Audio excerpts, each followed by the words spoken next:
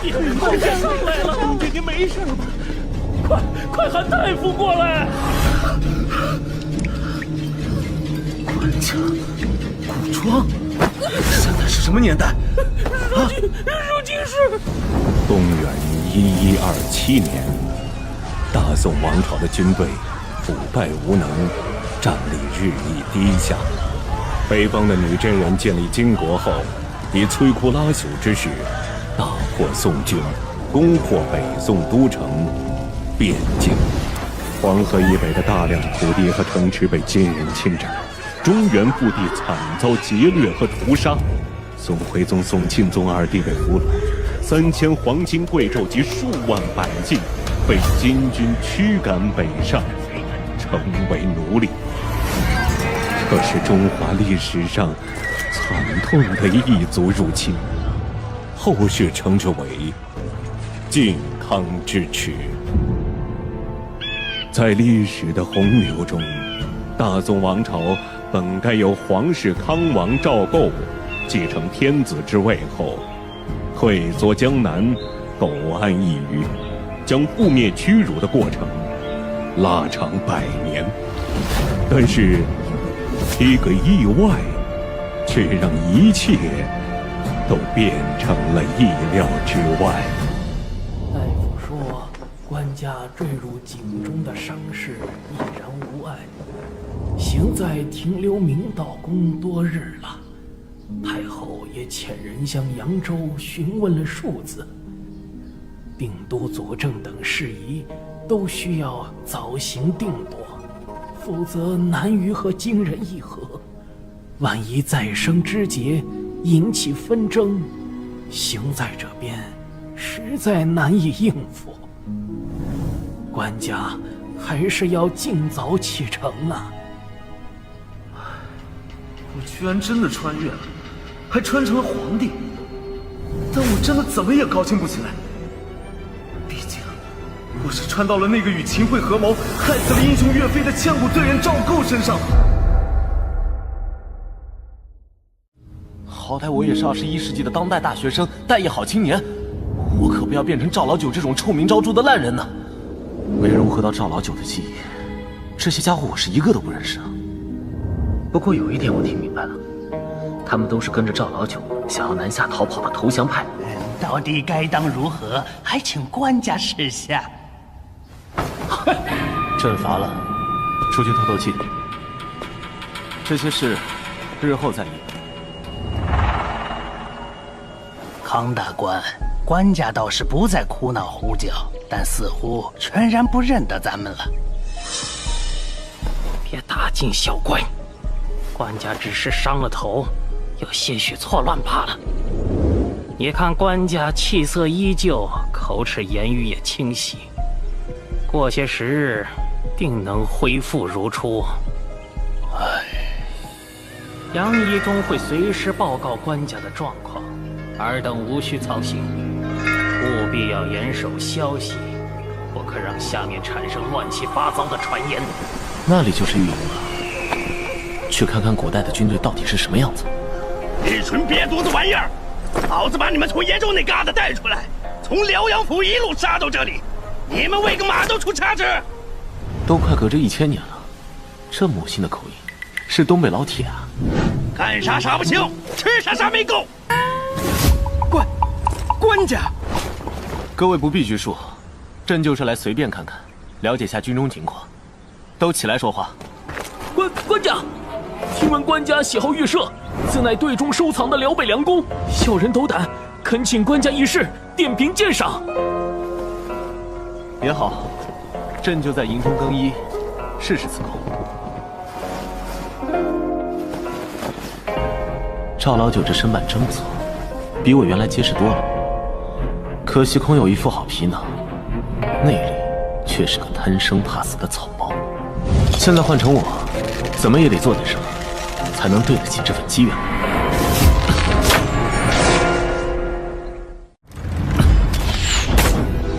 官家好剑法，实话，真是名不虚传。射得好！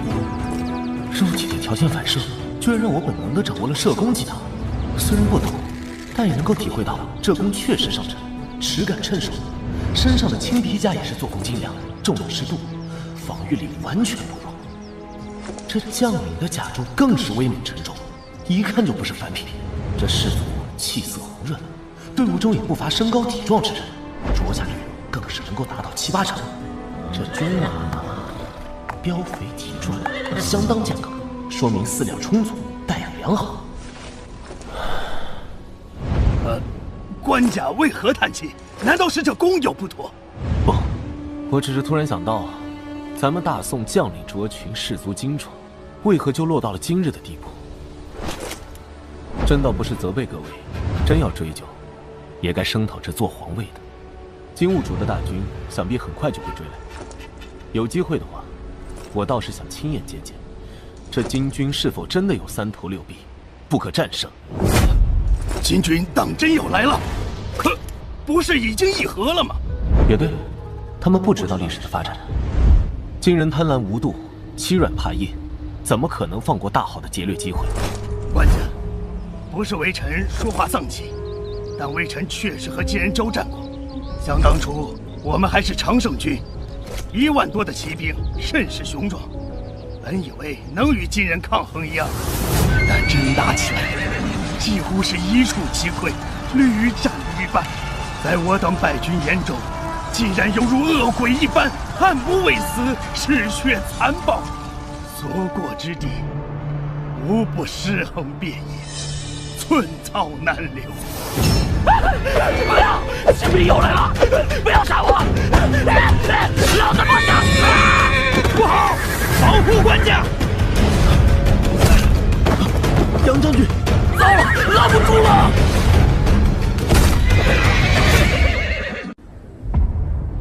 官家，臣约束手下不力，险些酿成大祸，请官家责罚。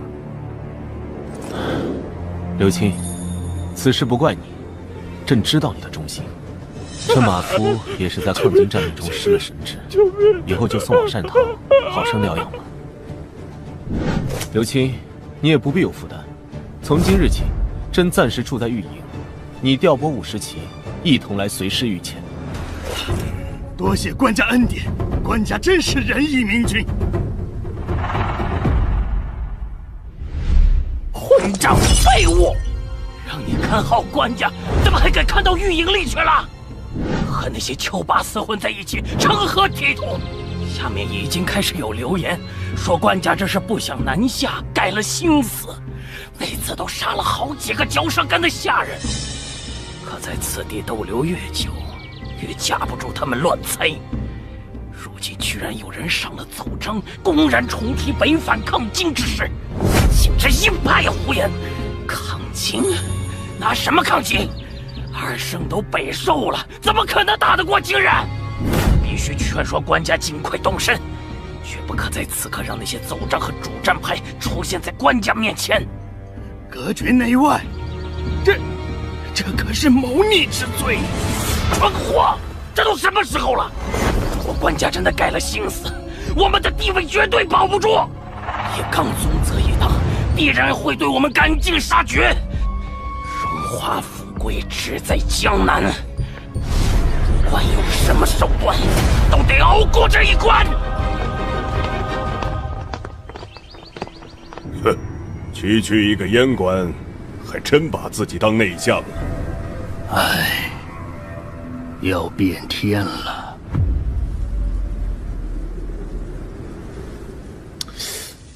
这毛笔用着可真费劲。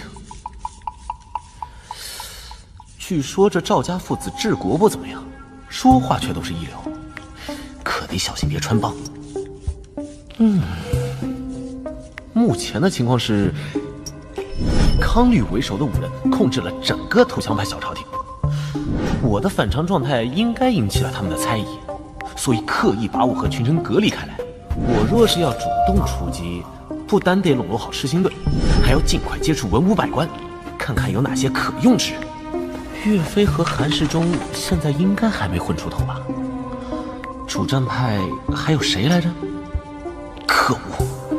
如此下去，别说抗金了，我怕不是得做一个被架空的糊涂天子了。朕的心腹都在哪儿啊？官家，臣在。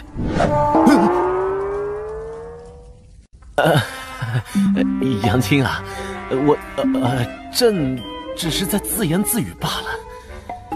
我都忘了这厮负责贴身护卫。行了，没什么事儿，你且退下吧。这2日夜间，官家睡得有些晚，且多有叹息，可是有忧心烦扰之事？杨青有心了，不过你觉得朕会为何事烦扰？臣斗胆，官家烦扰之事，或许是行在之中多有掣肘，无法如臂施之。这虎是在试探我吗？难道他看出了什么破绽？官家宽待刘晏，亲近赤心队，想必是想掌握一部分御营兵力，而他们又是辽东人，和行在各方的牵扯甚少，调拨起来不会受到阻碍。可恶，全被他说中了！要拔刀杀了他！我现在都是皇帝了，杀个人应该不成问题吧？不过这货连战马都能扛住，我连鸡都没杀过，偏被他反杀了。那杨青何意？官家，若官家有心北反抗金，自可行天子权柄，无需防备朝中群僚。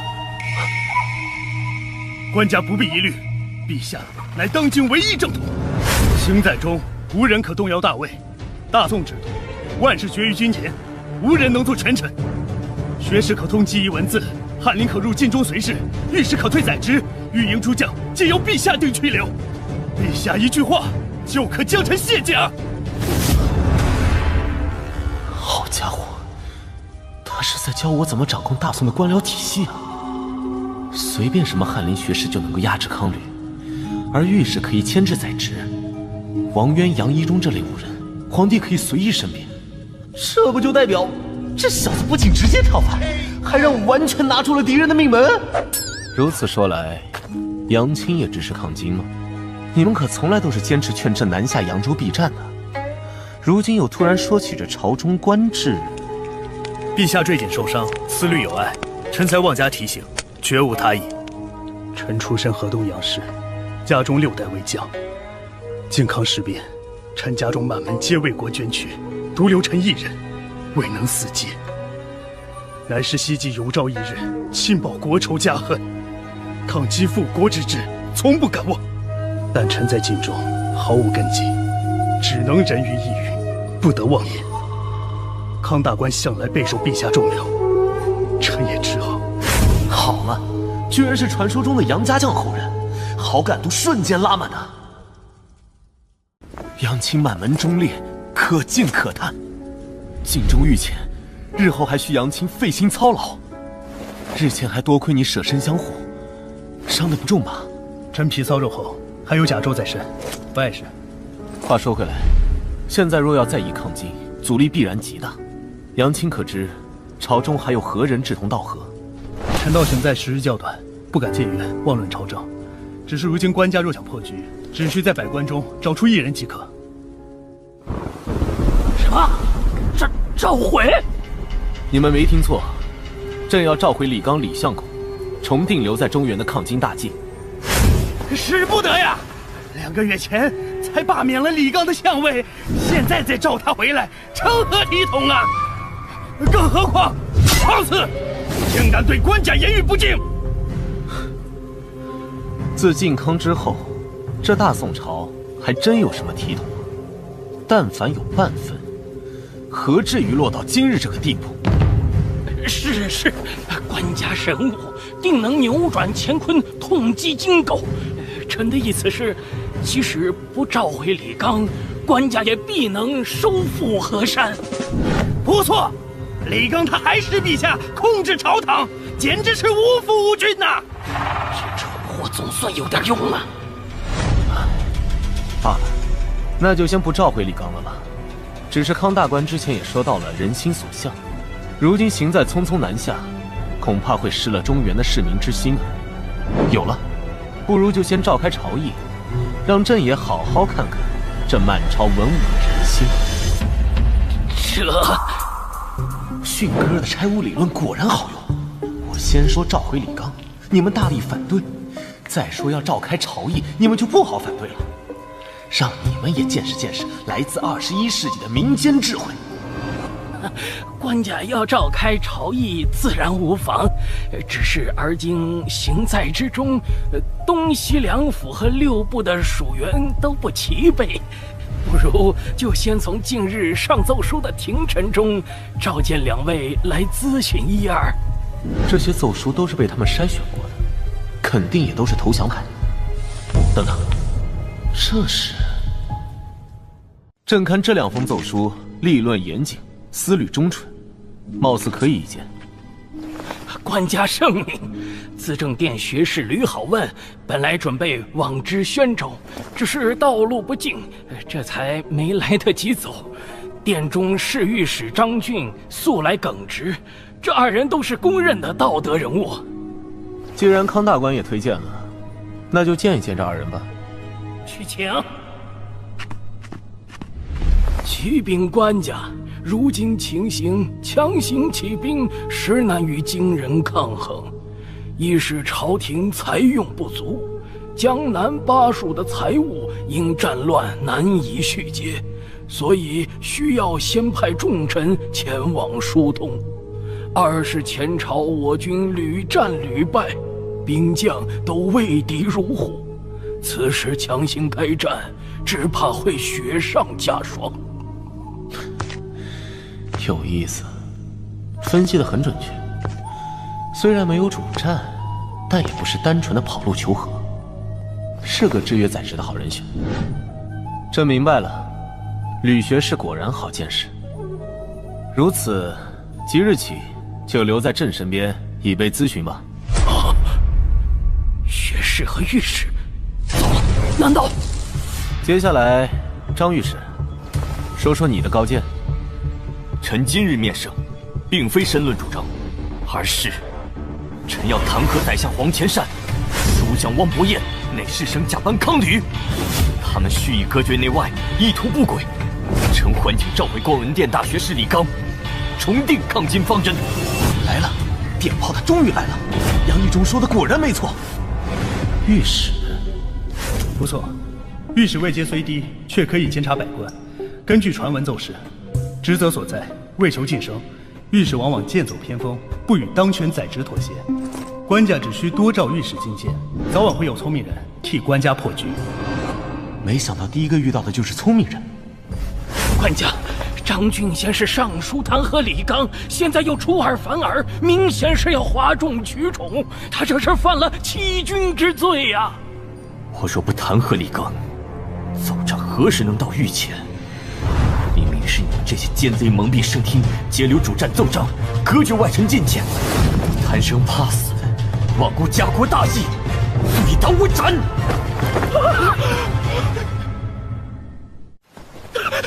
国家明鉴呀，臣等一片赤诚之心，全是为了官家呀！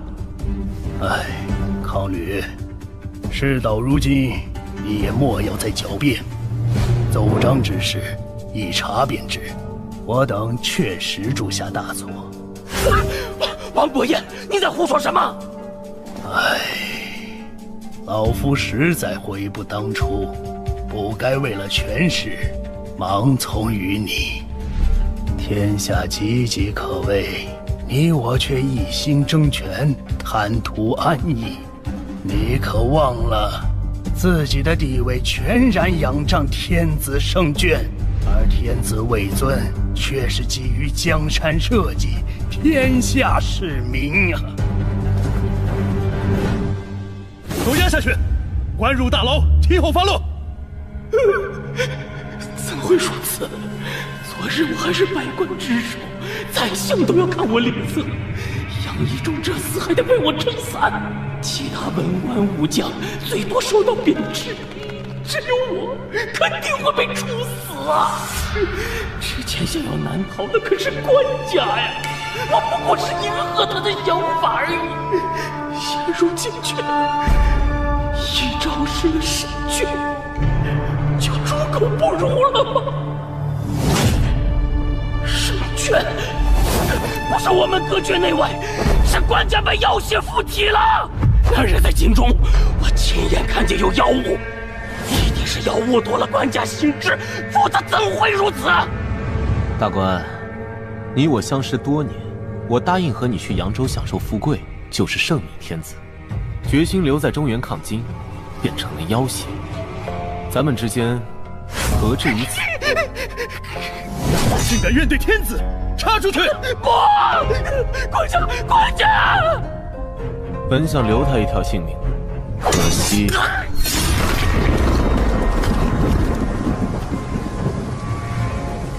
康吕伏诛，黄潜善遭流放，汪伯彦罢官，雷霆手段下，朝中再无争议。月余后，李纲重返行在，主掌朝政。李纲手腕强硬，力排众议，坚持行在迁往南阳，要以此地为陪都，观察形势，再联络西部援军。我听说前军的路线临时做了调整，这可和计划的不一样啊！你想做什么？误主？小鱼小虾杀的再多也是无趣，我要南向青龙。区一个丁进，居然能阻隔行在多日，这些武人真是懈怠。刚离开亳州，就遇到叛军丁进占据颍水，不得不在扎营停步，也难怪李相这么生气。我意已决。首先，行在不可不兵，在京东两路剿匪的御营使司刘光世不可妄动，可调左军统制韩世忠来此平叛，再调后军统制张俊前往寿春接应。诸位以为如何？此乃老臣之见。官家以为如何？官家以为如何？啊，就依李相所言。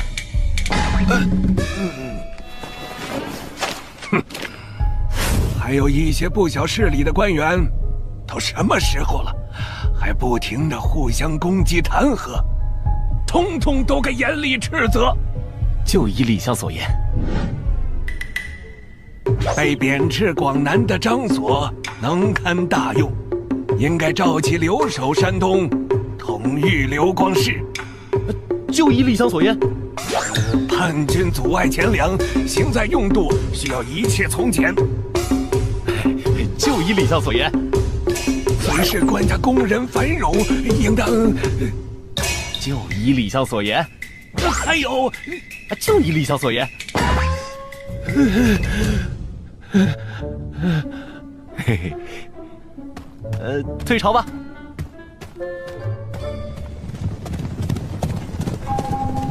看来赵构对朝中主战派的伤害真的太深了。李纲对我的成见和防范依旧颇深。远在东京留守的宗泽也是如此，一再上表要我重回东京。他是生怕赵构逃得太远太快，才不得不发表如此激烈的言论。现在我想要抗金，却是没几个人会真心相信。官家，前方已是界沟阵，人多嘴杂，还请官家放心，朕知道分寸。朕只是想看看。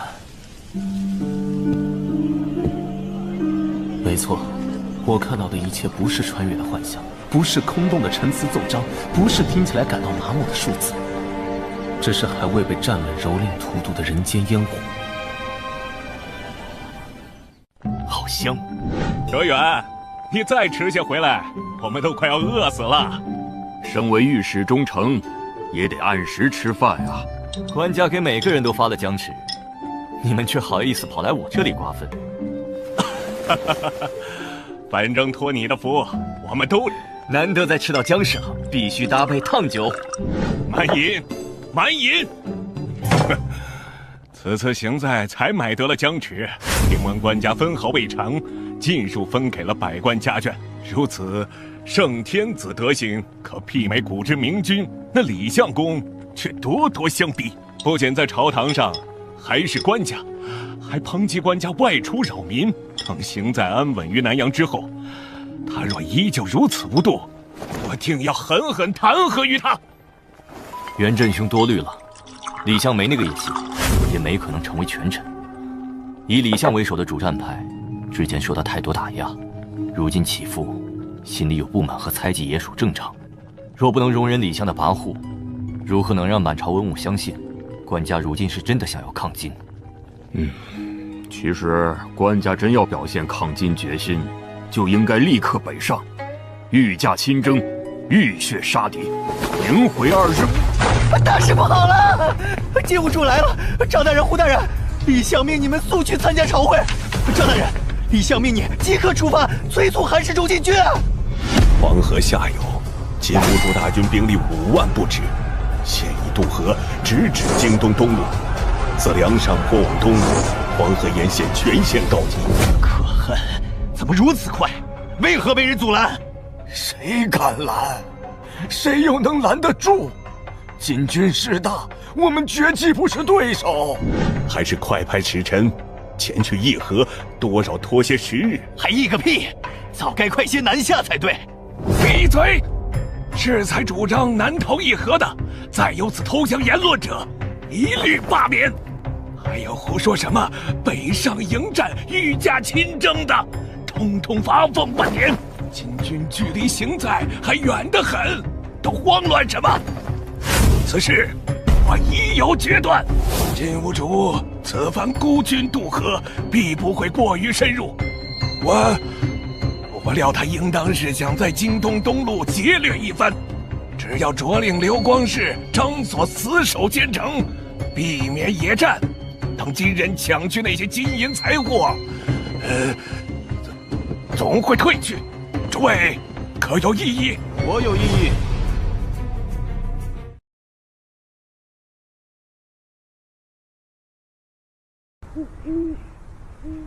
此事我有异议。官家，金人断不会只出一路军马，金兀术也断不会止步于山东。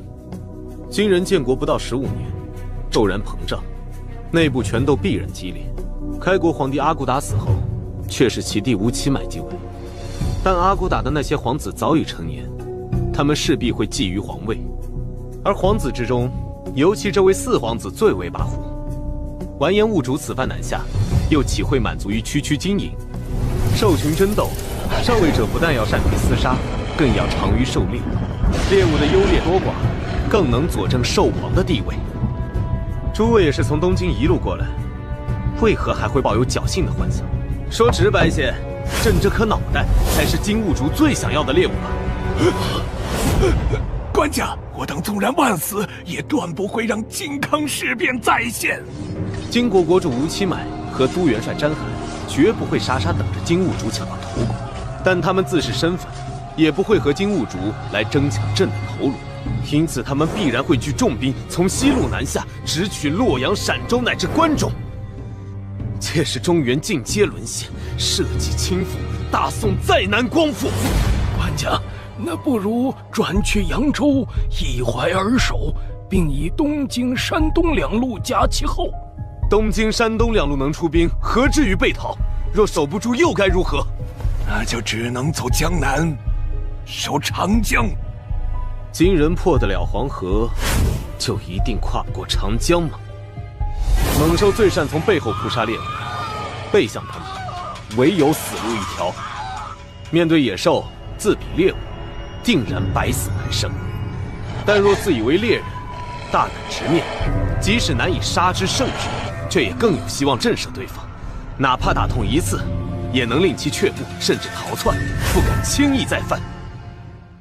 官家，臣一向主战，也希望可以一战，但此刻真的无兵可战呐。哎，李相，并非朕刻意针对你，你与郑武国师确属意料。但若论起行兵之事，你我皆是外行，所以要说能不能打，还得问问真正领军的那位。说起这位，他可是天生的强壮，今年39岁，就已经攒下了种种神仙战绩。18岁从军，26岁单骑杀入西夏敌营，斩杀西夏驸马；33岁那年，以底层皮匠之位制秦方腊；38岁，靖康之乱中以50骑对金军2000骑，斩首对方军官，逼退金军。这种传奇人物就是国家的栋梁、忠心的名将，所有宋传的倚仗啊！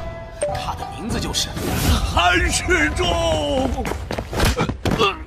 官家，大事不好，那天杀的韩世忠造反了！朝廷休要胡说！那韩世忠虽然顽劣，但向来忠君爱国，如何会反？官家，陛下，此事千真万确。臣等奉命前去迎接韩世忠，结果对面白池镇便撞上其兵马，不想竟与其中的统领发生口角，对方未有多言，便路认屠戮。这些被枭首示众，臣等奋力跳河逃亡，就被他们射杀数人。距离行在不过20里，他们放言必要赶尽杀绝。官家，速速走吧！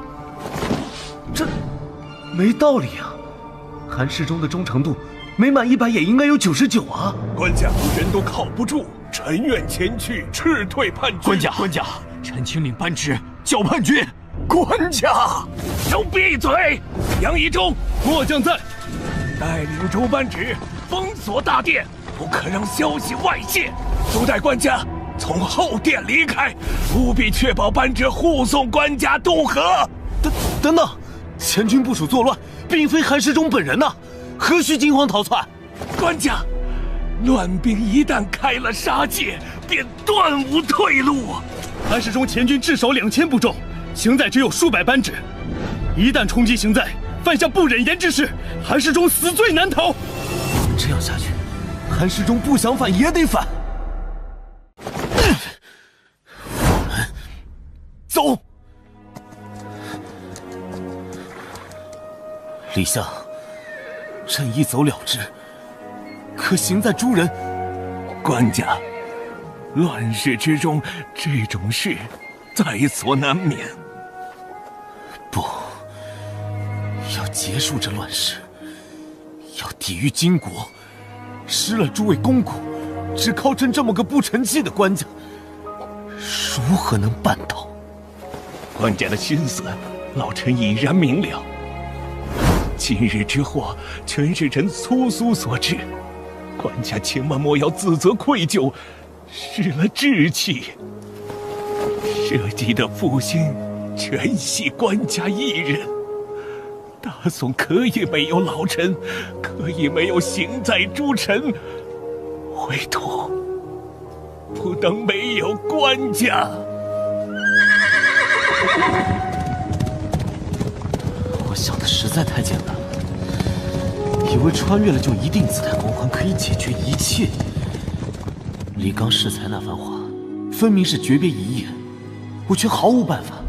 像那传说中的岳飞，现在也只有20出头，还不知在哪里蹉跎。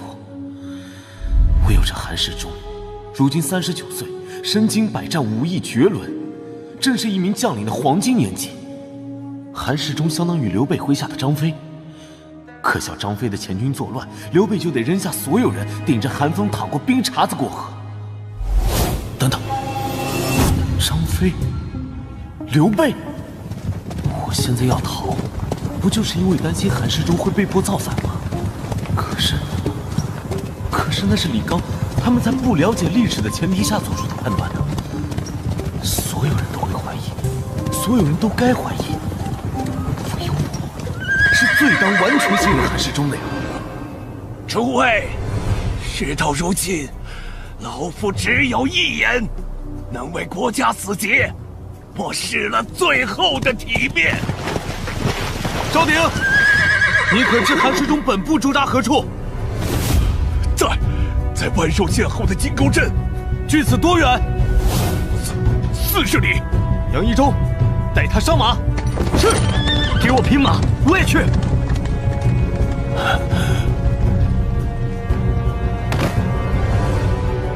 官家，前方是叛军驻地，走哪边可以绕开？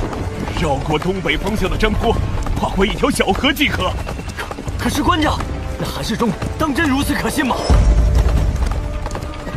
不好，有人埋伏在此！别慌，他们人数不多，必不是本部军马。诸位可愿信朕？立无悔，追随官家。很好，朕义信韩世忠必不负朕。杀！什么？邢在来的使者？哼！这些邢在的老爷们儿真是聒噪，屁本事没有，就知道推。有能耐去找叛军唧唧歪歪呀！你们这些蒙儿，回去告诉那些老爷，老子明天就会赶去邢在护驾。再敢3更半夜扰俺清静，小心！领头的红袍怎么有些眼熟？难道良臣韩青，朕的御营左军统制，韩世忠麾下前部造反，杀了朕的御史。朕被逼无奈，走投无路，只能够抛妻弃子，扔下邢在文武，来投奔你了。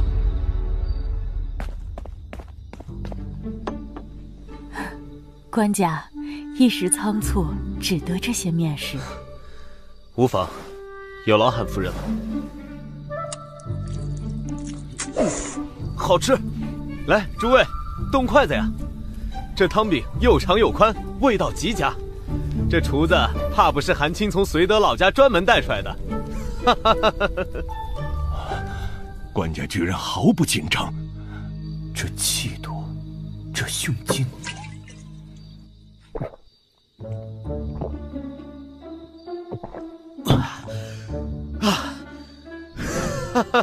痛快！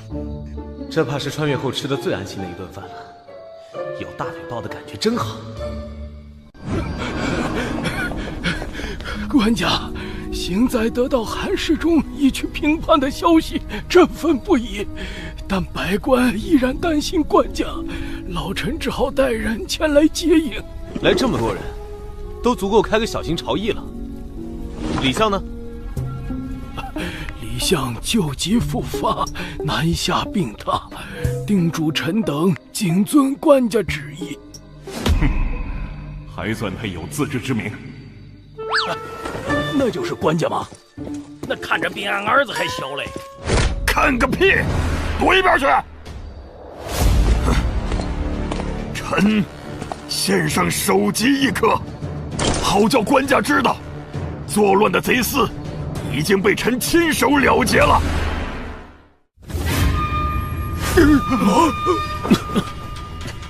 这么快，怎么平呢？该死，我才刚吃完呢。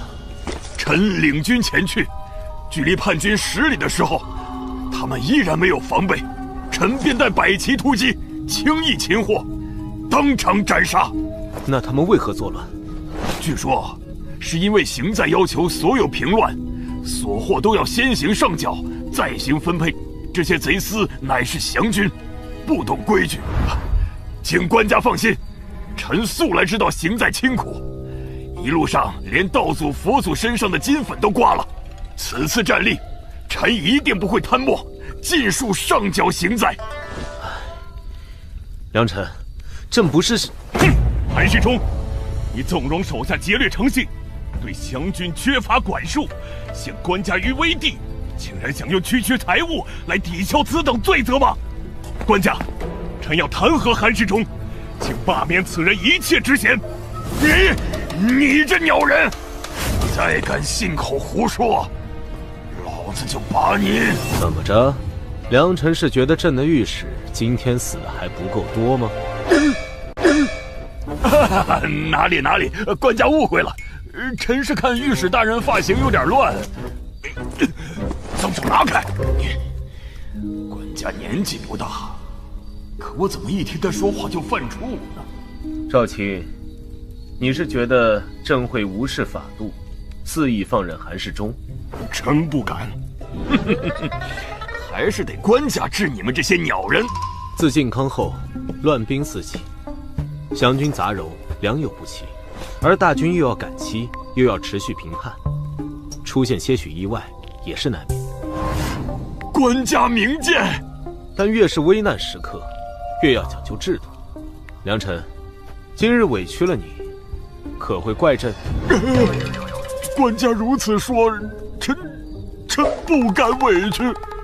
韩世忠御下不严，部署擅杀御史，侵扰行在，免去其承宣使，去御营左军统制，为全统制，依旧暂领御营左军。去了职，到底兵权还在，只是可惜没了太尉的名头，威风小了很多呀。官家好手段，给了大家交代，也多少敲打了韩世忠。良臣，你且过来些。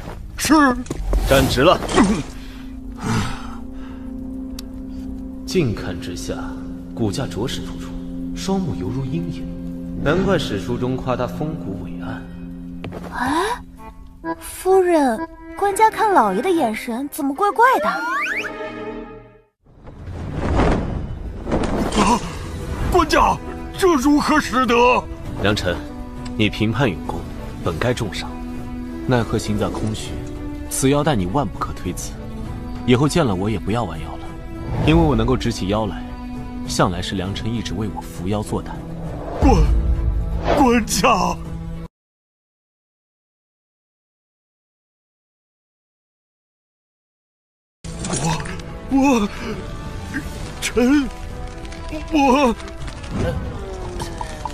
我的手要断了。至于区承宣使，何必多想？你我君臣相逢，无非事成事败。若将来事成，难道朕还不如唐朝天子对郭子仪，舍出个郡王与良臣做做又如何？郡王，郡王。官家冒险突破叛军阻碍，看似鲁莽冲动，实则直破关窍。对执掌大军的将领，表面维护，实则敲打削权。一条玉腰带，一次握手，一个郡王的口头询问。别说韩世忠，怕是听闻此事的武人，都会誓死效忠。如此胆识，如此心计，如此手腕，得此人主，是上天在庇佑我大宋社稷啊！良臣，为何要摘下来？官家赐予的宝贝，可不敢带着上阵。臣这就连夜去平了丁进，为官家拔除后患。良臣，大可不必。区丁进之流，刘正彦他们再无能，早晚也能够平定。朕如此倚重良臣，岂会杀鸡用牛刀？正好，吕相等人也都在此。朕想问良臣一句：逃了这么久，朕委实不想再做丧家之犬，我们能否与金人正面一战？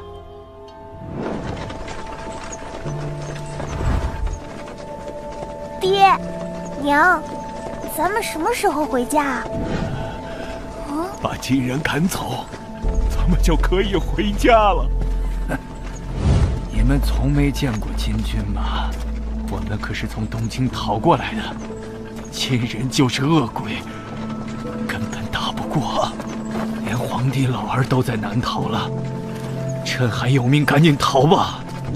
也许有天，连逃的地方都没有了。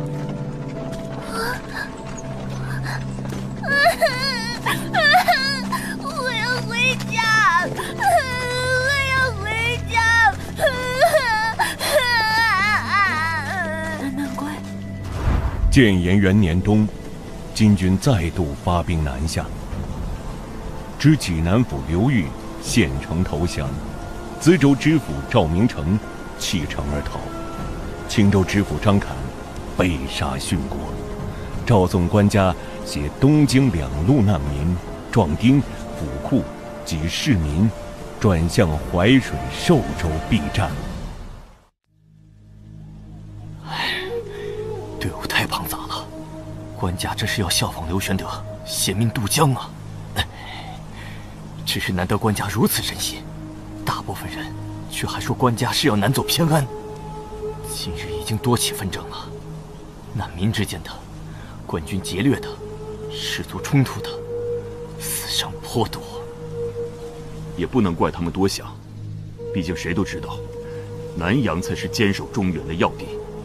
现在改道去了淮上，官家还让李相先带着皇家亲眷先行去了扬州，稍有动荡，就能直接过江偏安，再难回头了。唉，可又有什么办法呢？谁听了那话，都不会敢再去南阳直面金人了。我们能否与金人正面一战？官家，臣不是个怕死的人，今日受了官家如此恩典，更不会惜命。但臣也不能信口胡说，辜负官家的期许，平白折损更多士卒。如今的情况就是，我军和金人之间的实力差距悬殊，金人一路南下，气势如虹，平原野战无可匹敌。即使臣等集结所有大军，数倍于敌，正面交战，也绝对毫无胜算。唉，真是何其讽刺！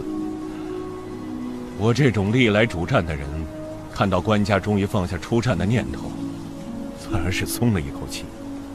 可又担心官家真的会过江偏安，但打又不能打，逃又无法逃，究竟应该何去何从呢？你们不要小觑了官家，可别忘了，官家与韩世忠最后还有一番言语。既然如此，连良辰拟动，假如依靠水师地利防守呢？依然很难。我军已对金人畏之如虎，战力不是靠环境能弥补的。不过，如果仅是针对此次金兀术的南侵，或许还有一丝机会。只是官家务必需要说服一人，让他与臣配合。张中丞，张中丞，呼延通部署将官劫掠难民士卒，引起巨大骚乱，死伤数十人。官家下令务必查清，首恶当斩立决。呼延通可是韩世忠留下的心腹啊！明仲、元振，你二人最为公正，务必顶住压力，为官家明正典刑，再不能多了士气。是。等等，在引领安顿难民士卒过河后，务必信任官家的抉择，千万不要留在后方。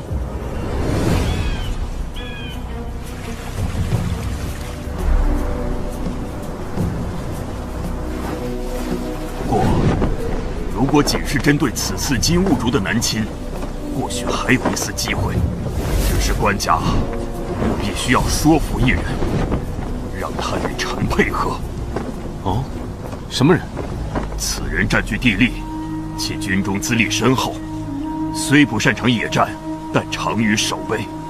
如今正驻扎在寿州下蔡，但他为人过于谨小慎微，若非官家亲自出面，绝难让他出兵。此人正是御营司前军统制张俊。13年前，完颜阿骨打与白山黑水间起兵，短短10年间就覆灭了幅员辽阔的大辽。北方格局大变，常年征战，金人军队无往而不利。他们的野心岂止于此，于是2度发起南侵。靖康之后，京畿被劫掠烧毁，河北、河东沦陷。但金人愿意议和，并非是已经满足，只不过是人口太少，难以支撑过激的侵略。如今消化的差不多，他们到底还是卷土重来了。完颜兀术越过黄河，济南、资州、青州接连沦陷，他扑来行在也是早晚的事。但是张太尉，朕自离开东京以来，一路从河北逃到京东，从京东逃到应天，从应天又逃到这里，朕委实不想再逃了。在这淮水之上，我军能否守住一战？官家，臣。张太尉，你回答朕之前，须想清楚，你我二人相识于河北，皆是没落。那时候没有你，朕就是金军饵料。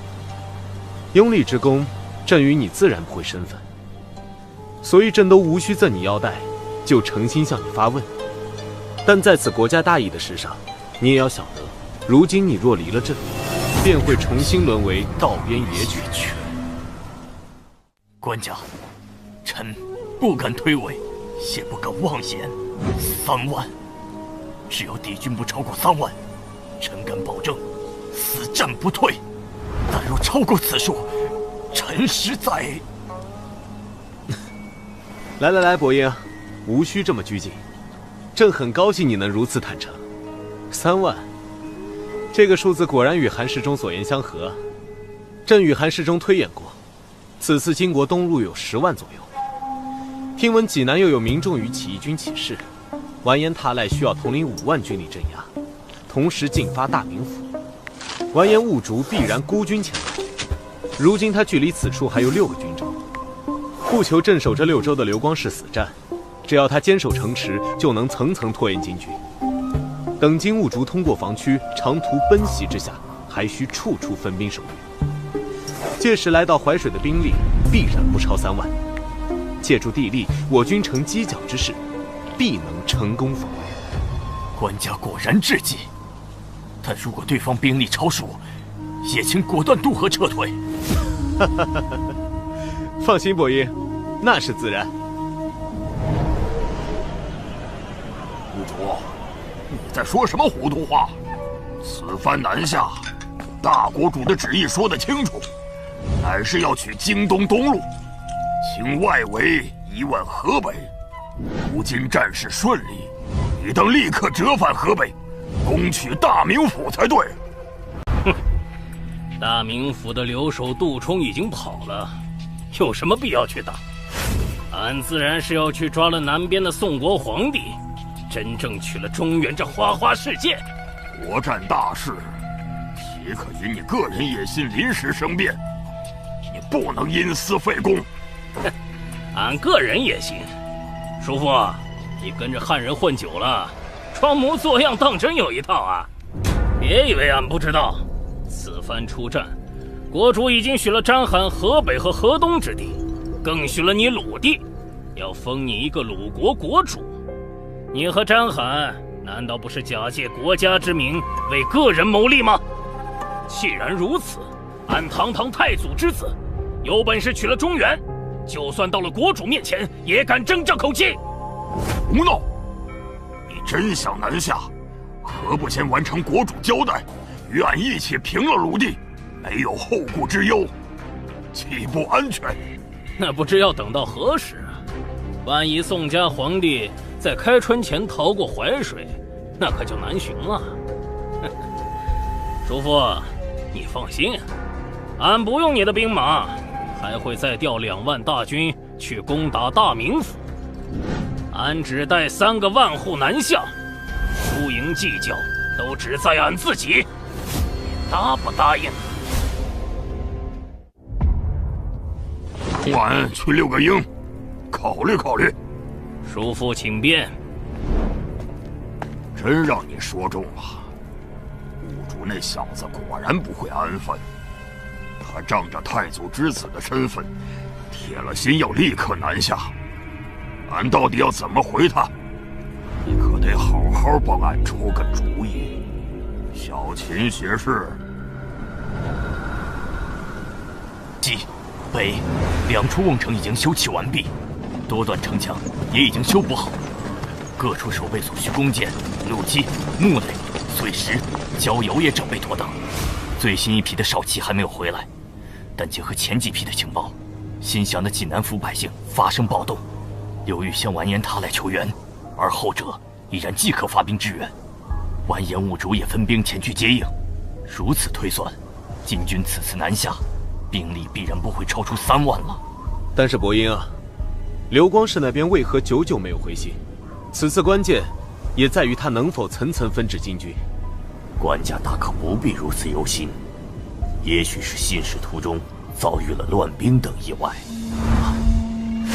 那是有大股部队从北面过来了，快派少骑！侦查对方究竟是敌是友。是溃兵，是北方来的溃兵，数量怎么会这么多？为何逃得如此急迫？难道是金军罗旗，拐子马？五竹，这样，你若执意现在南下，也得应许俺一个条件：此去寿州尚有刘光世掌控6个军州阻隔，你得先平了刘光世，俺方能许你南下。叔父，这套说辞是你帐下那个汉人幕僚教的？自然是小秦学士。五竹，你可不许找他麻烦。哼，俺谢他还来不及呢，明天俺就给他送7、8个美女。这是刚送来的军报，刘光世放弃所有军州，全军不战而逃了。既然如此，你送钱就好。小秦学士可是最怕老婆的。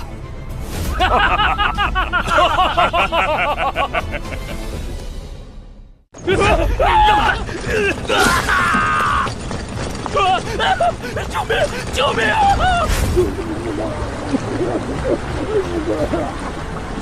混账！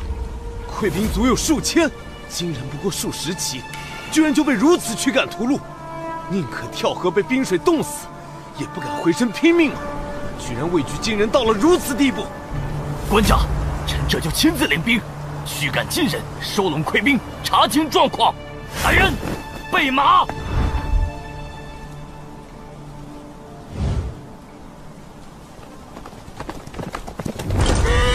儿郎们，那封国军节度使刘光世不战而逃，此乃天王诏诉。俺要你们10日内急行至寿州，擒杀赵官家，一起坐享中原富贵。擒杀赵官家，一起坐享中原富贵。登州、莱州、维州、宜州、密州、淮阳军6大军州同时遭到金军主力猛攻，京东东路全部失陷，敌军总数不下10万之众。怎么可能？晋军居然有10万南下！完颜帕赖和完颜兀术合兵才10万，怎么可能全军进出？而且刘光世所辖京东东路6州方圆1000里，人口200-300万，他麾下兵马至少7、8万，为何败退得如此之快？官家，军国重视，想必刘太尉不敢谎报军情，晋军必然没有10万，很可能是完颜兀术建功心切，不顾一切进出本部5万。官家适才也看到，如今我军畏敌如虎，被一击击溃，也不是没有可能。可若是据城坚守，也不至于。官家，现如今事已成定局，具体如何，刘太尉到来一问便知。可眼下最重要的是，敌军数量远超我们预期的3万之数，而且晋人行军迅速，不出10日，想必就会迫至城下。官家，请快做出决断，放弃此战，即可渡河南下吧。是去扬州暂避也好，甚至渡过长江也罢，臣一定为官家坚守下蔡，争取更多时间。渡河吧。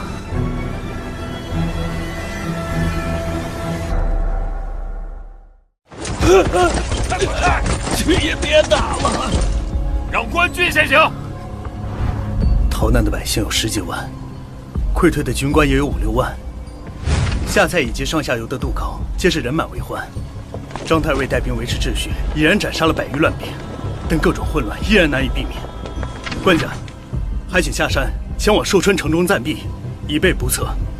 不，就在这里立帐，金人很快就会杀过来。不看到他们安然渡河，朕实在难以心安。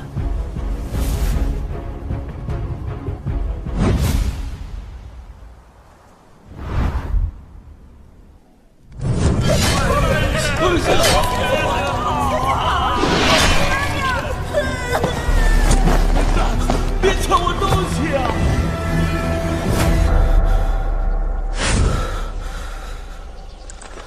这里是……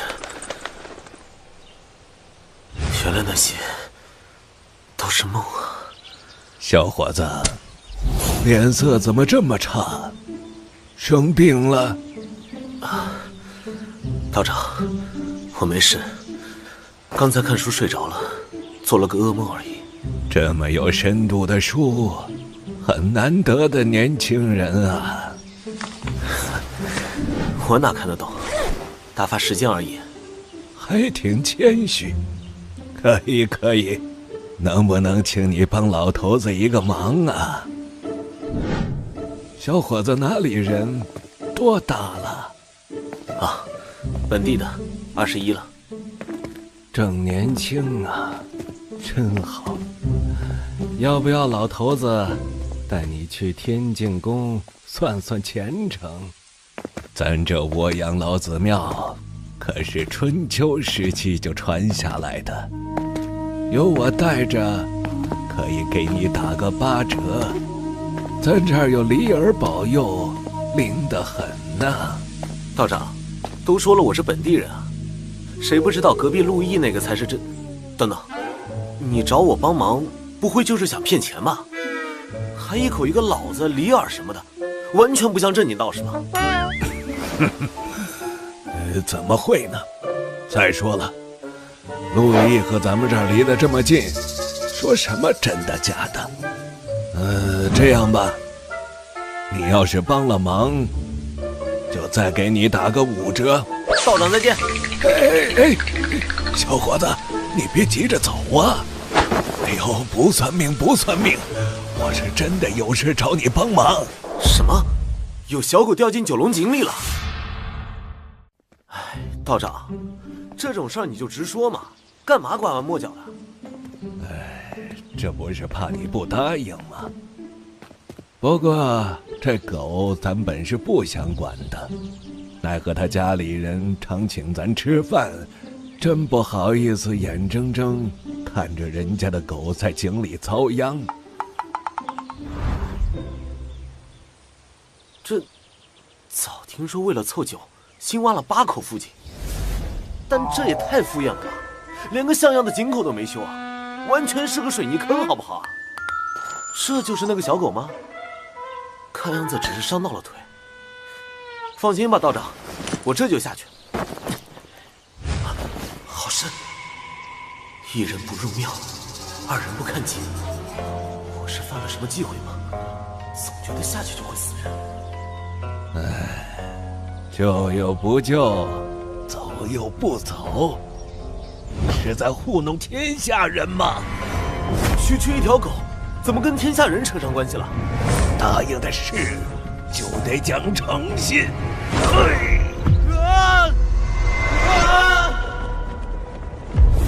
这是……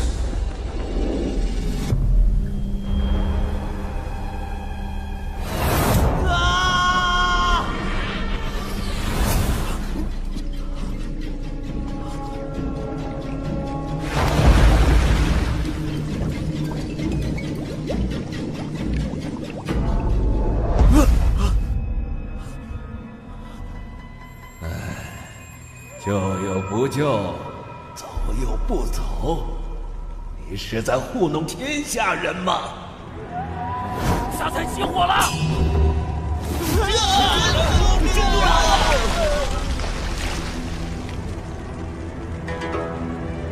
怎么会这样？下在渡口，为何会烧起来？回官家，是奉国军节度使刘太尉，他麾下3000西军本部，2000王德部，还有京东收降的3000副庆部，抢了渡船过河后，放火烧了渡口。什么？我不是让他只送难民过河吗？他怎能擅作主张？来人！官家，还请官家务必忍耐。此时行在只有3000余人马，而刘太尉的8000精锐已然登陆八公山渡口。若官家此刻追责，万一……官家，奉国军节度使刘光世求见。这是要逼着我表态呀！让他来，宰相、学士、御史，还有营中将领，让他们全都来。官家，臣封国军节度使刘光世，拜见官家。相别数月，今日终于重见天颜。臣之前在淮北为金人追击，又受张郡王员排挤，几乎以为此生再难与官家相见了呀！不会说谎，难道其中还有什么隐情？但他违反我的命令，带子二将跟随他渡河，的确是事实。刘钦，金军暂且不提。你说被张太尉和王太尉排挤，是怎么一回事？臣本该受命留在下蔡，协同张太尉拒敌，但臣军中将士为金人大举杀伤，势难再战，更影响守军士气。臣便想着，不如先行带他们渡河休整，再向官家报告。他这么说，倒也算有几分道理。但王张二位太尉却不许臣引兵夜渡，他们占用了大半船只。臣的伤病聚在渡口，人心惶惶，失控之下开始抢夺渡船，不想却发现船中皆是张太尉之前剿匪所获巨额财货。原来他们是要输送财物给邢在和后方显贵，以确保自己在朝中的地位。而且他们早在邢在中安排了内应，要在官家身边抹黑臣。此人正是张郡旧部杨一中。官家，臣军中将士为国拼杀，却被贪逼之辈漠视，诈奸浮财，有人气愤难平，有人见财起意，再难约束，导致失控纵火，还请官家息怒，只责罚臣一人治军不严之罪，我要追责臣军中将士。王太尉，此事你作何解释？官家，臣，王太尉，事到如今，不要再为张俊遮掩了，老实交代，官家才会对你从轻发落。王太尉，究竟如何才是国家忠臣之道？你该明白，快招认吧！官家，臣无能，臣有罪。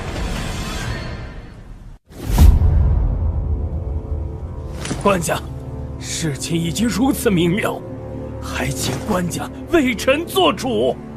诸位，吕相公、汪相公、张忠臣，你们的看法呢？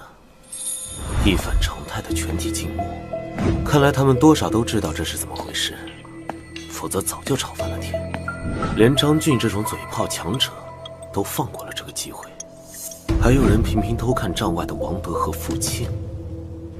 而王渊这个被告自认有罪，却不多做分辨，还不跪不叩，明显不是认罪的模样，就差把委屈二字刻在脸上了。看来他们都觉得事情的真相不重要，重要的是眼下刘光世主力尽数渡河。刘光世虽然没有拥兵自重之意，但却有拥兵自重的实力。可这刘光世不准备造反，他整这么一出是图什么？只是打了败仗而已，宋军打的败仗还少吗？等等，主力部队能够对抗张俊守军，还能够顺利渡河，说明编制未乱，战力犹在。这根本不是溃兵该有的状态。难道他不是战败？他根本就是不战而败。官家，韩将军有文书送到。韩世忠。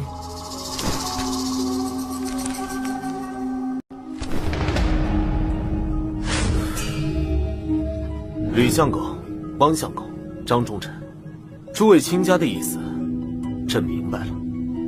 辛苦诸位。官家，这王太尉的意思，朕也想明白了。你和韩世忠都曾是刘光世父亲的旧部，刘氏父子向来厚待军士，如今你为了昔日恩义，情愿替刘光世担罪。官家，臣绝无串通军中大将，臣只是……刘太尉好大的威风！你竟不许朕把话说完吗？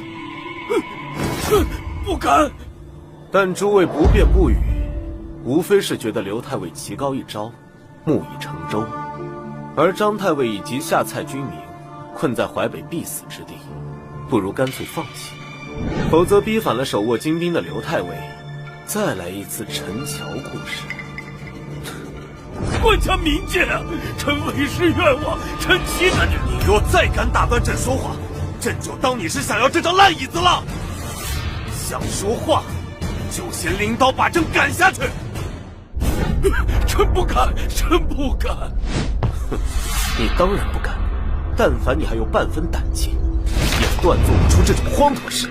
韩世周已经查清了北方战事的真相，你执掌6个军州，方圆1000里，人口100万，兵马7、8万，却连金军的面都没见到，就闻风而逃。可你不敢战役就罢了，却敢谎报军情。3万敌军，你夸大到10万。为了掩盖自己的无耻罪行，你更是不惜构陷同袍。你自作聪明，拥兵胁迫行在，当真以为朕会姑息你吗？王德、傅庆，你2人上前来，回答朕。太尉与天子孰大？自然是天子。很好，那么麻烦2位亲家帮我拿住刘太尉2只手。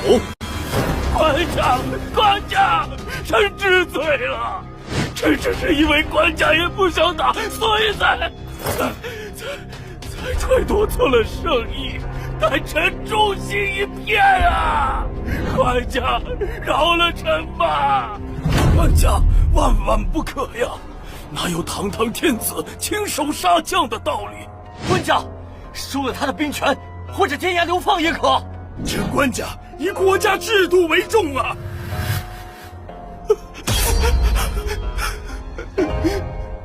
哼，倒是忘了，我还从没杀过人。甄府该如何下手？就是杀鸡那般。不，官家不可！朕宁可亡国，一定要亲手杀了此人。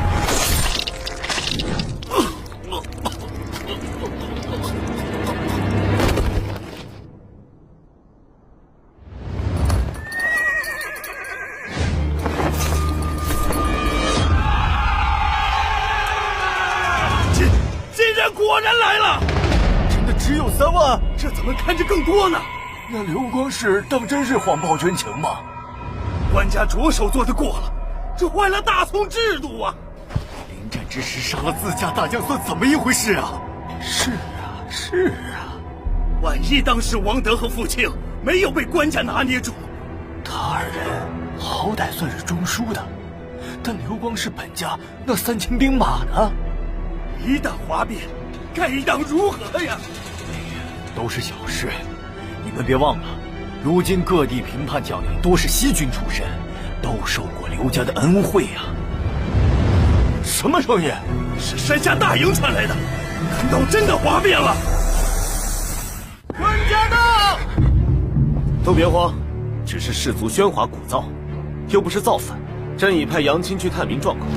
禀告官家，山下大营并无大碍，王德和傅庆安抚了大部分将领士卒。刘光世的亲信虽然颇有不忿，但目前看来并无作乱之意，只是还有些不服管制、鼓噪不停的下级军官和士卒。表面上是为刘光世鸣不平，但其实是想在作乱前讨有赏赐。这朕倒是略有耳闻。西军素来有层层克扣军饷的传统，中底层的兵卒军官只得以这种形式多讨些银钱。只是不想国难当前，他们已然无法更改陋习。若朕坚持不发赏赐，官家万万不可！如今军中没有宿将坐镇，士卒们很容易就会被煽动闹事。是啊，官家，此事不同刘光世一人，万一哗变，就算不造反，也会全营溃散难逃的。放心，既然如此，就发给他们赏赐。朕岂会吝惜区区财物？而且不光要照例赏赐士卒，传朕旨意，将王德提拔为统制，领此地刘光世旧部3000兵马。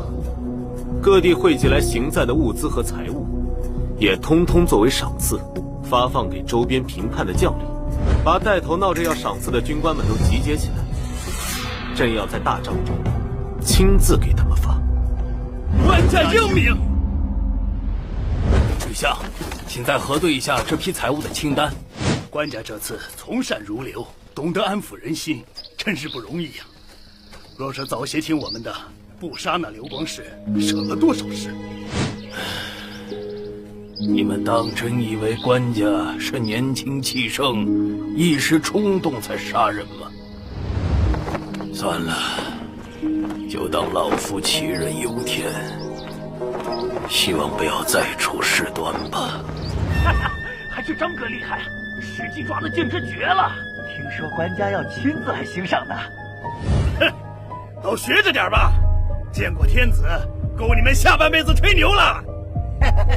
那是，这回赏赐不知道再够玩多久的。不知寿春城里的娘们贵不贵？干脆赏咱们一个窑子得了。官家驾到！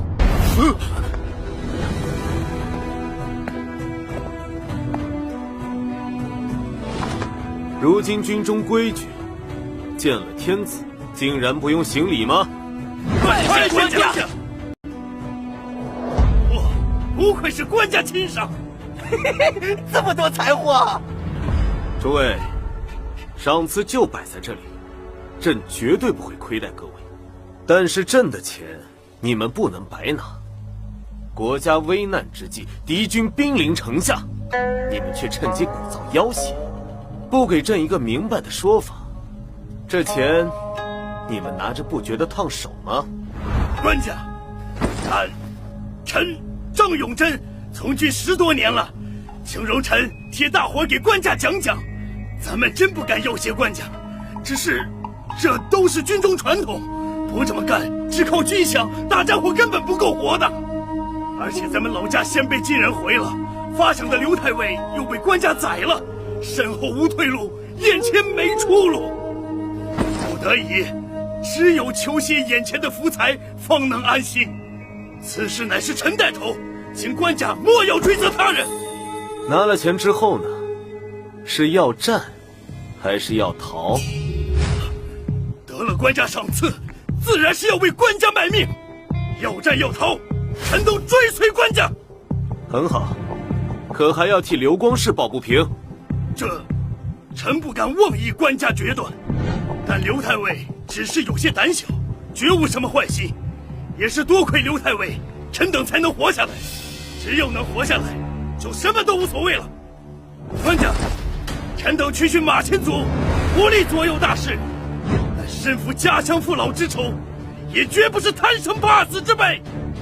只是不想死的窝囊，就算是死，臣也希望是在一场胜仗中死。那朕就等着看你们接下来的表现。但刘光世一事，休要再出头。既如此，开始分发。官家，臣斗胆，另有话要说。何老四，张哥，你可别擅自替所有兄弟定了前程，我等自有别的主意。无妨，今日大家畅所欲言，说吧。何老三这是看官家年轻，脾气又不错，想趁机多讹一些呀。原来如此啊，这小子胆子真肥呀！官家仁厚，但臣等人从延安府到河北，再到此地，虽无太多功劳，但也挣得足够苦劳了。有不少兄弟和臣一样，着实不想再打仗了。希望官家看在臣等辛苦多年的份上，多发一些赏赐，最好还能安排个浑家，容臣等南下安家生活。赏赐皆是国库所出，你们想要退出军队，不再为国而战，何来赏赐可言？臣也是为官家着想，曾为军武之人，若没有家眷财物定居，难免被逼上山落草。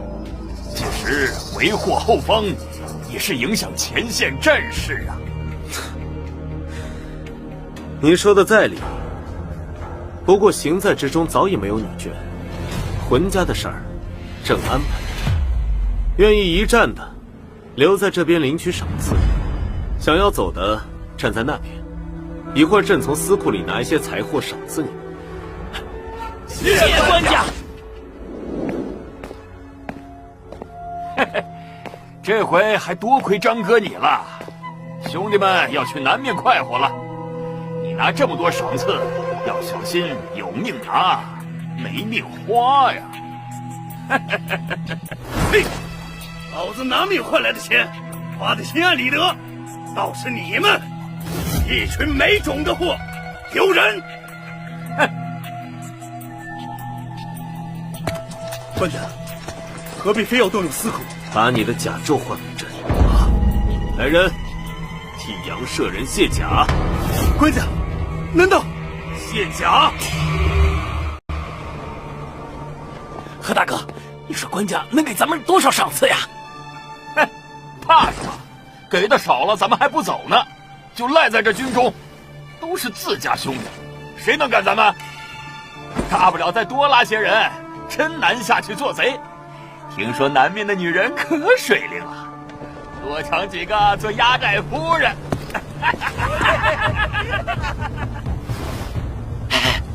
官家来了，后面跟了不少人，一定搬来了不少。这是怎么回事？是谁？莫非上？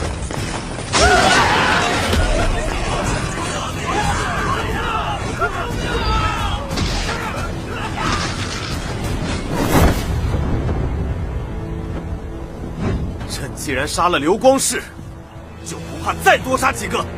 从今往后，你们这些废物兵，朕亲自领了。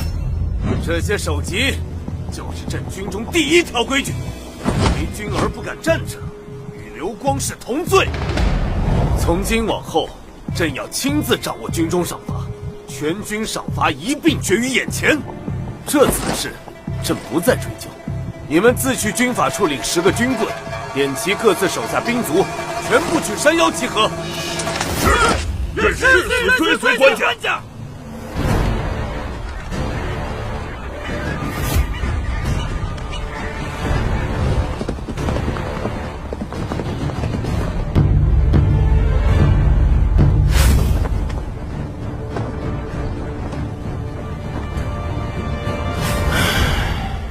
我真傻，真的。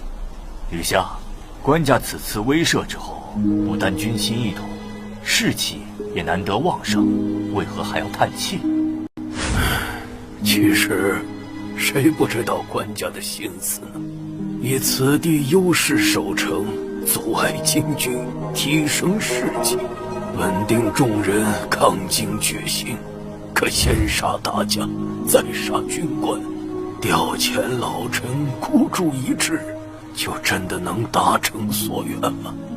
须知金军野战从无败绩，如今更是金兀术亲领大军，下蔡孤悬在外，说不定明日就会开城投降。我方才1万出头的可战之力，靠杀人威慑出来的士气，如何制胜？官家铁了心冒进，万一有个好歹，这江山可就真的……德远，我想好了，我一生都少与人争执，以往在朝堂上也没坚持过什么，但这次我真的不能再坐视官家粗暴无度的一意孤行了。就算这相位被官家拔掉，我也绝不能袖手旁观了。想什么好事？官家可是专门挑你这个脾气软的老好人来做相公，看准了欺负你不善争执，怎会放你解脱呢？吕相，莫要自欺欺人了。要是能劝动官家，谁会不劝？只是光用体统道德这些说辞，能劝动官家吗？自从官家夜奔平叛以来，行事何其果决，就连性烈如火的李相也要主动南行，对官家退让。现如今，官家更是亲手斩杀刘光世，枭首军中败类，行在之中，谁敢质疑官家？吕相，你敢说，若是一切都按照你的想法来办，当真会有更好的局面吗？不说别的，只看眼下对岸的金兵，若当真袭杀我们，该如何应对？兄弟们，和俺一起杀光这些宋人他们，抓了他们的狗皇帝！王你娘的，杀皇帝！杀金狗！什么？居然败了，还死了10几个！回禀四太子，何礼等人立功心切，只带了30-40人渡河，以为宋人早已溃乱，岂料那赵宋皇帝居然没跑。王德王爷差奉命出战，士气旺得惊人。哼，没跑？真的假的？好叫四太子知道，稍有常识的人都该知道，金吾道烧乃是天子大驾专用。如今那龙道正在山中，那赵宋官家自然也在。哼，给我割了这厮的喉咙！这些孙子就知道拽蒜，还什么稍有常识之人都该知道，俺不知道又如何？落到亡国降人之地，还要摆谱，真可笑！哼，那些南蛮子不过杀了俺们10几个人，居然也好意思大肆庆贺，吹吹打打，好生聒噪。算日子，应该是他们在过汉人的除夕。这赵总官家没有逃跑，倒是有几分胆色。等俺亲手捉了这厮，俺还不是得像前2年那个皇帝一样尿裤子？那四太子打算如何行动？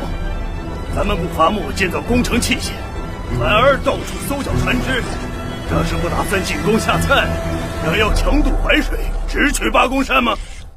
废话，那下蔡城高墙厚，墙吃下来，不知道要折损多少儿郎。再说，咱们只为了那赵宋官家而来，破了下蔡，万一吓得他直接南逃，如何再续？反倒是留着下蔡，围而不攻。赵家皇帝为了吊住城中士气，必然不得不坚守八公山。等俺们一鼓作气渡过河，届时他再想逃，可就由不得他了。哼，强渡谈何容易？如今宋人坚壁清野，淮水北岸的渡口都被烧了个精光，渡船集中在南岸宋人手里。咱们手中一共不到30只舢板，短期之内根本无法运送大军。行了，哈里将军，你别总想着功臣那点功劳了，断得无聊。俺这就去河上转一遭，必能找到强渡策略。四太子，义军统帅怎能如此轻率冒险？咱们军法可是规定，将官若死，下属全要斩首。俺可不想此次出兵尚未见功就。放心吧，俺又不上岸，只是在河里看看而已。宋人忙着作乐，哪会注意到俺？大不了俺就立下军书，死了也保你们无事，如何？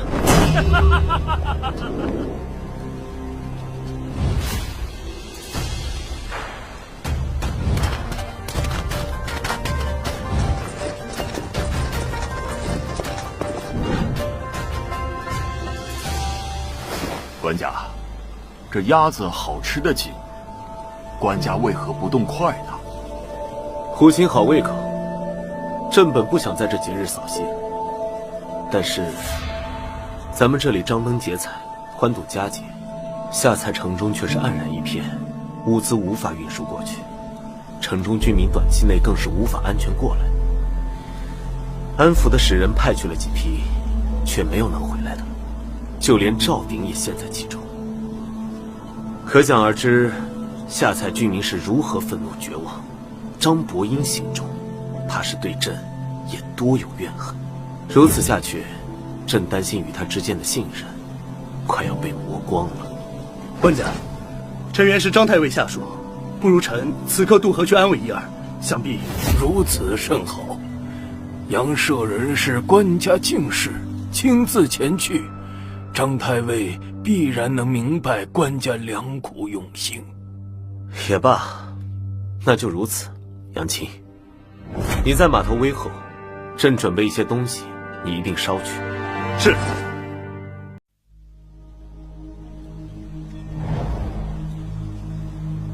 唉，朕还以为只有杨青察觉到了，想不到你们竟都来了。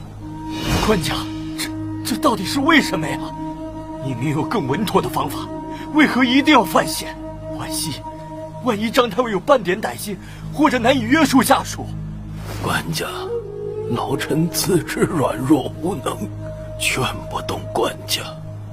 但官家亲手杀了刘光世，枭首逃兵，如今又非要死守淮水，执着已是孤城的下菜，老臣不理解，更不能为官家分忧，实在是万分难然。官家呀，真的要如此为难老臣吗？二位卿家的情谊，朕全然明白。可是非要朕给出一个信服的说辞，朕也为难。只是朕也想反问二位卿家，为何汉光武帝当日只带13人也要拼死突围？勾践为何能够隐忍18年一朝灭吴？刘玄德为何宁可妻离子散也要携民渡江？楚霸王为何不肯过江东？便是完颜阿骨打，又为何要起兵反辽？安史之乱众，张巡为何要死守睢阳？出使金国的李若水又为何要喝马惊人，导致对方将自己寸折而死？明明他们也有更好更轻松的选择，朕不知道，但朕或许能够体会到他们的心情。有些事没有太多道理，却非做不可，否则我仇家恨意难平啊！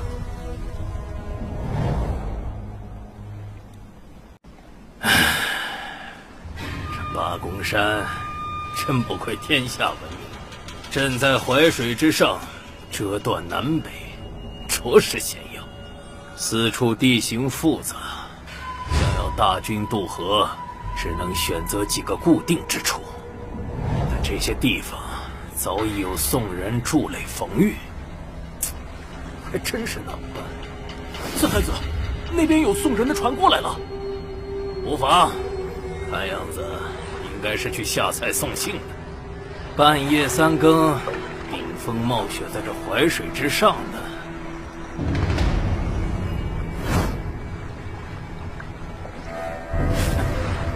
果然是个无名小卒罢了。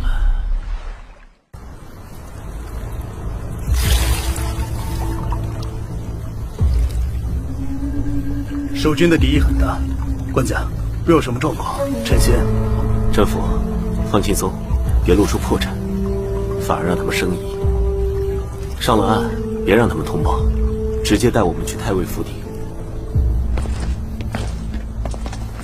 杨一中，你胡闹什么？这大半夜的，太尉岂是你想见就见的？你们这些没良心的龟孙，在南岸吃香喝辣，把爷爷们扔在这里，还好意思来烦扰吗？别以为你是官家面前的红人就……臭小子，你怎敢擅闯？姓杨的，你要是再拉我，官家，磨蹭什么呢？快滚，快滚！是。让官家见笑了。无妨，下蔡已是孤城，朕本担心伯英此刻会焦躁颓唐，不想还能如此精神，也是好事。让官家亲身犯险，宰相、御史、内侍简直都是罪无可赦。御前护驾不力，臣请斩杨一中。伯英，免礼，朕只是过来送些东西，说几句闲话。先打开看看吧。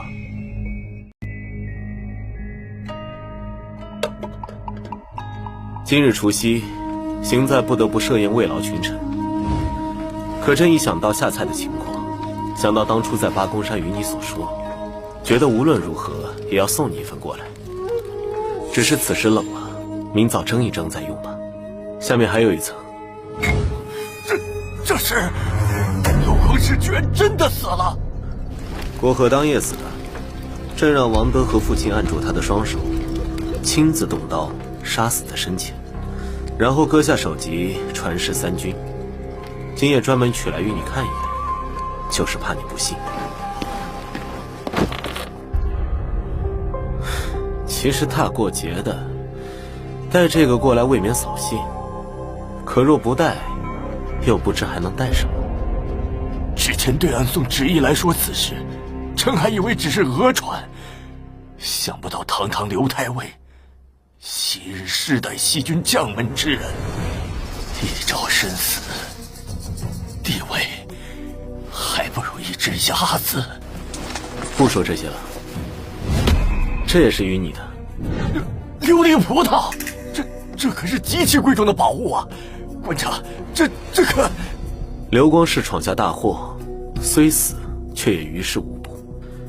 朕此番过来是来安抚你，做一番姿态，但也知道不一定有用。即便你弃城跑了，朕也无话可说。可不送来这几样东西，说几句废话，朕这个官家，此时又能做什么呢？朕不求你死守城池，指望你看在社稷、君臣、天下人的份上，撤退时提前给朕一个口信即可。朕早知你爱财，行在诸臣皆也，贪财者必贪生无益。但朕知道，还有句话：君子爱财，取之有道。卿若不负朕，他日朕必100倍、1000倍奉还。太尉，官家已经上船了。本来我想着让赵御史也一起回去，但他见到官家后，反而死活不愿南归。官家便提拔他为知州，留下协助守城。太尉，好，知道了。太尉，我看官家并没有为难我们的意思，求一求，或许就准了咱们出逃。太尉若是选择坚守，何不趁机表一番忠心？为何如此失魂落魄，不发一言呢？小田儿，刚才真的不是一场梦吗？你说，如此推心置腹之人，软中带硬之辈，真的是赵宋官家？什么？劝降张俊？不错，俺已经派了使者去下蔡，估计很快就会有好消息了。张俊，你这贪财忘义的小人，居然打算投降！你不得好死！愧对社稷，愧对官家！你出来见我呀！小田出城了吗？小的亲手用吊筐送田将军下的城墙，他已经与京使顺利接洽，一同前往金营了。官家，老张我这次可真的是拼尽全力了。回禀四太子，小的没求，幸不辱命。张伯英那次果然看在俺是他同乡兼西军袍子的份上，好酒好菜奉上，还让他那2位小妾出来见面。说重点，再多屁话，小心俺割了你的舌头。是。小的已经成功说服张俊献城投降，他还专门派了心腹前来详谈。这位田将军，那可是张太尉的左膀右臂。张太尉说，他可以作为全权代表。好，有什么条件，尽管提出来。俺家太尉说了，若要献城，只得黄金1000两，白银3万两，金子用来买官，银子用来买城中士族民夫。至于俺家太尉，就看四太子的诚意了。什么珍宝财货之类的，倒不挑剔，关键是要立个字据，免得有人事后反悔。立字据？你家太尉当这是在市场做买卖呢？是不是还得俺再找个人来给他担保啊？张俊也太贪了吧！收买军官还说得过去，哪有买士族民夫的道理？要想就利索点，信不信俺们一日就起炮砸城？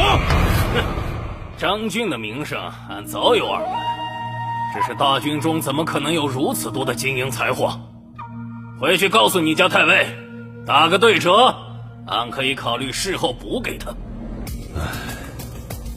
实话说了吧，赵官家对俺家太尉着实不错，要不是刘光世烧了渡口，让夏菜成为孤城，太尉是绝不会降的。但眼下局势如此，真要是被逼做了降人，太尉也不愿领兵对抗赵官家。城中本部1万人马，外加1万精壮民夫，还有7、8千北方溃兵，合计3万余种，粮草无数，披甲者7、8千，我们太尉都可以交出来，只求拿了钱财，为关西祖宅养老。至于财货问题，俺家太尉可算得很明白。刘光世家底丰厚，4太子一路追着刘光世而来，此时军中别说1万两金银，怕是10万两也拿得出来吧。一座城加3万军民，换4太子1半军资，这买卖可是绝对划算。你们怎么看？这张俊是真心要降吗？管他真假，咱们准备好炮车，他敢作假就起炮砸城。你们这些汉人最懂汉人了，你们来说说，